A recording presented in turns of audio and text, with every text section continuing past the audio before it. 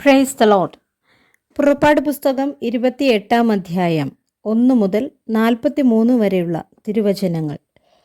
നിന്റെ സഹോദരനായ അഹരോനെയും അവൻ്റെ പുത്രന്മാരെയും എനിക്ക് പുരോഹിത ശുശ്രൂഷ ചെയ്യേണ്ടതിന് ഇസ്രയേൽ മക്കളുടെ ഇടയിൽ നിന്ന് നിന്റെ അടുക്കൽ വരുത്തുക. അഹരോനെയും അഹരോൻ്റെ പുത്രന്മാരായ നാദാബ്, അബീഹു, എലയാസർ, ഈഥാമാർ എന്നിവരെയും തന്നെ. നിന്റെ സഹോദരനായ അഹരോനു വേണ്ടി മഹത്വത്തിനും അലങ്കാരത്തിനുമായി വിശുദ്ധ വസ്ത്രമുണ്ടാക്കേണം. അഹരോൻ എനിക്ക് പുരോഹിത ശുശ്രൂഷ ചെയ്യുവാൻ തക്കവണ്ണം അവനെ ശുദ്ധീകരിക്കേണ്ടതിന് അവന് വസ്ത്രമുണ്ടാക്കണമെന്ന് ഞാൻ ജ്ഞാനാത്മാവ് കൊണ്ട് നിറച്ചിരിക്കുന്ന സകല ജ്ഞാനികളോടും നീ പറയണം. അവർ ഉണ്ടാക്കേണ്ടുന്ന വസ്ത്രമോ പതക്കം, ഏഫോദ്, നീളക്കുപ്പായം, ചിത്രത്തയ്യലുള്ള നിലയങ്കി, മുടി, നടുക്കെട്ട് എന്നിവ തന്നെ. നിന്റെ സഹോദരനായ അഹരോൻ എനിക്ക് പുരോഹിത ശുശ്രൂഷ ചെയ്യേണ്ടതിന് അവർ അവനും അവൻ്റെ പുത്രന്മാർക്കും വിശുദ്ധ വസ്ത്രമുണ്ടാക്കണം. അതിന് പൊന്ന്, നീലനൂൽ, ധൂമ്രനൂൽ, ചുവപ്പുനൂൽ, പിരിച്ച പഞ്ഞിനൂൽ എന്നിവ എടുക്കണം. പൊന്ന്, നീലനൂൽ, ധൂമ്രനൂൽ, ചുവപ്പുനൂൽ, പിരിച്ച പഞ്ഞിനൂൽ എന്നിവ കൊണ്ട് നെയ്ത്തുകാരൻ്റെ ചിത്രപ്പണിയായി ഏഫോദ് ഉണ്ടാക്കണം. അതിൻ്റെ 2 അറ്റത്തോട് ചേർന്നതായി 2 ചുമൽഖണ്ഡം ഉണ്ടായിരിക്കണം. അങ്ങനെ അത് തമ്മിൽ ഇണച്ചിരിക്കണം. അത് കെട്ടിമുറുക്കുവാൻ അതിന്മേലുള്ളതായി ചിത്രപ്പണിയായ നടുക്കെട്ട് അതിൽ നിന്നു തന്നെ അതിൻ്റെ പണി പോലെ പൊന്ന്, നീലനൂൽ, ധൂമ്രനൂൽ, ചുവപ്പുനൂൽ, പിരിച്ച പഞ്ഞിനൂൽ എന്നിവ കൊണ്ട് ആയിരിക്കണം. അതുകൂടാതെ 2 ഗോമേദക കല്ല് എടുത്ത് അവയിൽ ഇസ്രായേൽ മക്കളുടെ പേർ കൊത്തേണം. അവരുടെ പേരുകളിൽ 6 ഒരു കല്ലിലും ശേഷമുള്ള 6 മറ്റേ കല്ലിലും അവരുടെ ജനനക്രമത്തിൽ ആയിരിക്കണം. രത്നശില്പിയുടെ പണിയായി മുദ്രക്കൊത്തുപോലെ 2 കല്ലിലും ഇസ്രായേൽ മക്കളുടെ പേർ കൊത്തേണം. അവ പൊൻതടങ്ങളിൽ പതിക്കണം. കല്ലു 2 ഏഫോദിൻ്റെ ചുമൽഖണ്ഡങ്ങളിന്മേൽ ഇസ്രായേൽ മക്കൾക്കു വേണ്ടി ഓർമ്മക്കല്ലായി വയ്ക്കണം. അഹരോൻ യഹോവയുടെ മുമ്പാകെ അവരുടെ പേര് ഓർമ്മയ്ക്കായി തൻ്റെ 2 ചുമലിന്മേലും വഹിക്കണം. പൊന്നുകൊണ്ട് തടങ്ങളുണ്ടാക്കണം. തങ്കം കൊണ്ട് ചരട് പോലെ മുറിച്ച് കുത്തുപണിയായി 2 സരപ്പളിയും ഉണ്ടാക്കണം. മുറിച്ച് കുത്തുപണിയായ സരപ്പളി തടങ്ങളിൽ ചേർക്കണം. ന്യായവിധി പതക്കം ചിത്രപ്പണിയായിട്ട് ഉണ്ടാക്കണം. അത് ഏഫോദിൻ്റെ പണിക്കൊത്തതായി പൊന്ന്, നീലനൂൽ, ധൂമ്രനൂൽ, ചുവപ്പുനൂൽ, പിരിച്ച പഞ്ഞിനൂൽ എന്നിവ കൊണ്ട് ഉണ്ടാക്കണം.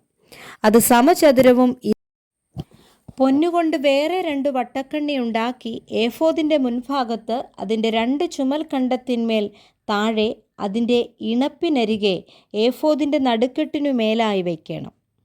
പതക്കം ഏഫോദിൻ്റെ നടുക്കെട്ടിനു മേലായിരിക്കേണ്ടതിനും ഏഫോദിൽ ആടാതിരിക്കേണ്ടതിനും അതിൻ്റെ വട്ടക്കണ്ണികളാൽ ഏഫോദിൻ്റെ വട്ടക്കണ്ണികളോട് നീല നാട കൊണ്ട് കെട്ടണം. അങ്ങനെ അഹരോൻ വിശുദ്ധ മന്ദിരത്തിൽ കടക്കുമ്പോൾ ന്യായവിധി പതക്കത്തിൽ ഇസ്രായേൽ മക്കളുടെ പേർ എപ്പോഴും യഹോവയുടെ മുൻപാകെ ഓർമ്മയ്ക്കായിട്ട് തൻ്റെ ഹൃദയത്തിന്മേൽ വഹിക്കണം. ന്യായവിധി പതക്കത്തിനകത്ത് ഊറീമും തുമ്മീമും വെളിപ്പാടും സത്യവും വയ്ക്കണം. അഹരോൻ യഹോവയുടെ സന്നിധാനത്തിങ്കൽ കടക്കുമ്പോൾ അവൻ്റെ ഹൃദയത്തിന്മേൽ ഇരിക്കണം. അഹരോൻ ഇസ്രായേൽ മക്കൾക്കുള്ള ന്യായവിധി എപ്പോഴും യഹോവയുടെ മുൻപാകെ തൻ്റെ ഹൃദയത്തിന്മേൽ വഹിക്കണം. ഏഫോദിൻ്റെ അങ്കി മുഴുവനും നീലനൂൽ കൊണ്ടുണ്ടാക്കണം. അതിൻ്റെ നടുവിൽ തല കടപ്പാൻ ഒരു ദ്വാരം വേണം. ദ്വാരത്തിന് നെയ്ത്തുപണിയായ ഒരു നാട ചുറ്റിലും വേണം. അത് കീറിപ്പോകാതിരിപ്പാൻ കവചത്തിൻ്റെ ദ്വാരം പോലെ അതിനുണ്ടായിരിക്കണം. നീലനൂൽ, ധൂമ്രനൂൽ, ചുവപ്പുനൂൽ എന്നിവ കൊണ്ട് ചുറ്റും അതിൻ്റെ വിളുമ്പിൽ മാതളപ്പഴങ്ങളും അവയുടെ ഇടയിൽ ചുറ്റും പൊന്നുകൊണ്ട് മണികളും ഉണ്ടാക്കണം. അങ്കിയുടെ വിളുമ്പിൽ ഇരട്ടയും 1 ചാൺ നീളമുള്ളതും 1 ചാൺ വീതിയുള്ളതും ആയിരിക്കണം. അതിൽ കൽപ്പതിപ്പായി 4 നിരക്കല്ല് പതിക്കണം. താമ്രമണി, പീതരത്നം, മരതകം എന്നിവ 1-ാമത്തെ നിര. 2-ാമത്തെ നിര മാണിക്യം, നീലക്കല്ല്, വജ്രം. 3-ാമത്തെ നിര പത്മരാഗം, വൈഡൂര്യം, സുഗന്ധിക്കല്ല്. 4-ാമത്തെ നിര പുഷ്പരാഗം, ഗോമേദകം, സൂര്യകാന്തം. അവ അതത് തടത്തിൽ പൊന്നിൽ പതിച്ചിരിക്കണം. ഈ കല്ല് ഇസ്രായേൽ മക്കളുടെ പേരോടുകൂടെ അവരുടെ പേർ പോലെ 12 ആയിരിക്കണം. 12 ഗോത്രങ്ങളിൽ ഓരോന്നിൻ്റെ പേർ അവയിൽ മുദ്രക്കൊത്തായി കൊത്തിയിരിക്കണം. പതക്കത്തിന് ചരട് പോലെ മുറിച്ചു കുത്തുപണിയായി തങ്കം കൊണ്ട് സരപ്പളി ഉണ്ടാക്കണം. പതക്കത്തിന് പൊന്നുകൊണ്ട് 2 വട്ടക്കണ്ണി ഉണ്ടാക്കി പതക്കത്തിൻ്റെ 2 അറ്റത്തും വട്ടക്കണ്ണി വയ്ക്കണം. പൊന്നുകൊണ്ട് മുറിച്ചു കുത്തുപണിയായ സരപ്പളി 2ഉം പതക്കത്തിൻ്റെ അറ്റങ്ങളിലുള്ള വട്ടക്കണ്ണി 2ലും കൊളുത്തേണം. മുറിച്ചു കുത്തുപണിയായ 2 സരപ്പളിയുടെ മറ്റേ അറ്റം 2ഉം 2 തടത്തിൽ കൊളുത്തി ഏഫോദിൻ്റെ ചുമൽ ഖണ്ഡങ്ങളിൽ അതിൻ്റെ മുൻഭാഗത്ത് വയ്ക്കണം. പൊന്നുകൊണ്ട് 2 വട്ടക്കണ്ണി ഉണ്ടാക്കി പതക്കത്തിൻ്റെ മറ്റേ 2 അറ്റത്തും ഏഫോദിൻ്റെ കീഴറ്റത്തിനു നേരെ അതിൻ്റെ വിളുമ്പിൽ അകത്തായി വയ്ക്കണം. ചുറ്റും ഒരു പൊന്മണി, ഒരു മാതളപ്പഴം, ഒരു പൊന്മണി, ഒരു മാതളപ്പഴം ഇങ്ങനെ വേണം. ശുശ്രൂഷ ചെയ്കയിൽ അഹരോൻ അത് ധരിക്കണം. യഹോവയുടെ മുമ്പാകെ വിശുദ്ധ മന്ദിരത്തിൽ കടക്കുമ്പോഴും പുറത്തു വരുമ്പോഴും അവൻ മരിക്കാതിരിക്കേണ്ടതിന് അതിൻ്റെ ശബ്ദം കേൾക്കണം.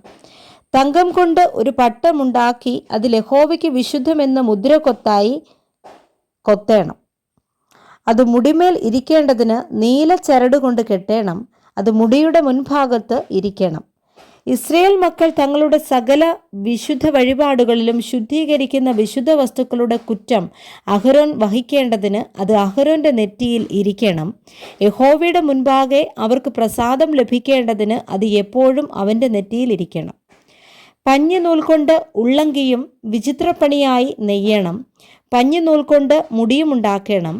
നടുക്കെട്ടും ചിത്രത്തയ്യൽ പണിയായിട്ട് ഉണ്ടാക്കണം. അഹരോൻ്റെ പുത്രന്മാർക്ക് മഹത്വത്തിനും അലങ്കാരത്തിനുമായിട്ട് അങ്കി, നടുക്കെട്ട്, തലപ്പാവ് എന്നിവ ഉണ്ടാക്കണം. അവ നിന്റെ സഹോദരനായ അഹരോനെയും അവൻ്റെ പുത്രന്മാരെയും ധരിപ്പിക്കണം.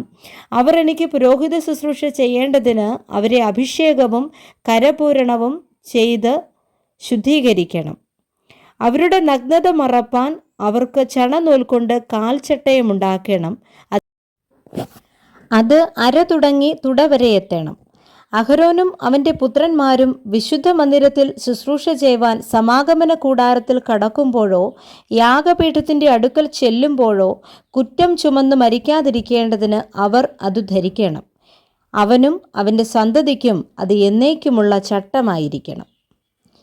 Price the Lord. വായിച്ച വേദഭാഗങ്ങളാൽ കർത്താവ് എല്ലാവരെയും സമൃദ്ധിയായി അനുഗ്രഹിക്കുമാറാകട്ടെ. ആമേൻ.